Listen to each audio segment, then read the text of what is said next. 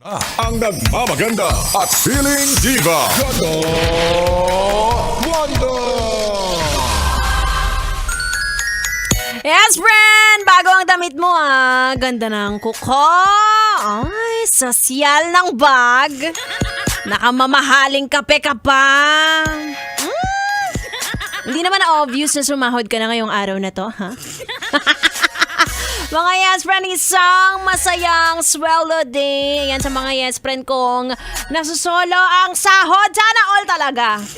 Ay, ngayon ko na nang nabanggit yung sana all. Pagdating talaga sa pera, no?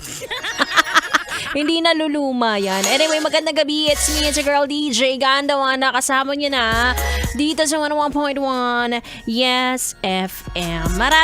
Mararamdaman mo na parang magkakaiba kayo ng katrabaho mo. Kasi 'di ba pare-pareho naman kayong sumasahod. Alam mo naman kung magkano ang kinikita niya. Uy, sinilip. 'Di ba? Pero hindi kayo pare-pareho ng binibili. 'Di ba? Kung siya nakamamahaling kape ngayon dahil sweldo day, ikaw nagti 3-in-1 ka pa din. Ay, nako, talaga namang mapalad yung mga ganyang klase ng tao, ano?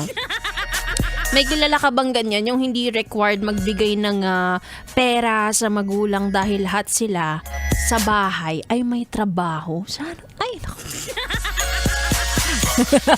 Habang ikaw, nasa ulo mo ang responsibilidad. Alam mo, training yan. Kung wala ka pang sabi ni Joshua na alls. Diba? Kung wala ka pang pamilya at tumutulong ka pa dun sa magulang mo, no? Sa pagpapaaral ng mga kapatid mo, ganyan.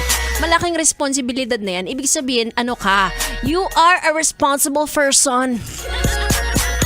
Hindi naman nila matatanggal yan sa'yo. Siguro, training yan pag meron ka ng sariling pamilya, di ba? At siguraduhin mo na yung mapapangasawa mo rin ay responsible. Ay, may naisip ka, no? Ako rin. Anyway, makakasama niyo ako hanggang alas 9 ng gabi. Dahil tayo nag-uumpisa pa lamang, ituloy muna natin ang ating tugtugan dito lang sa stasyong number 1. Sa kalokohan. Dinidelay ko lang kasi manifesting. Dito lang yan sa 101.1 Yes FM.